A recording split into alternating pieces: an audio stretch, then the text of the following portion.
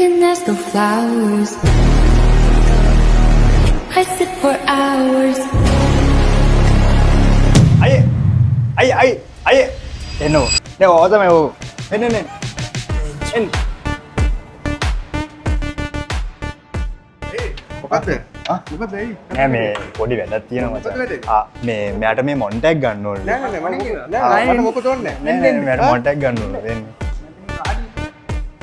අපිලා තියෙනවා V-Sonic models හතරක් අලුතෙන්ම ආපු. මේ තියෙන්නේ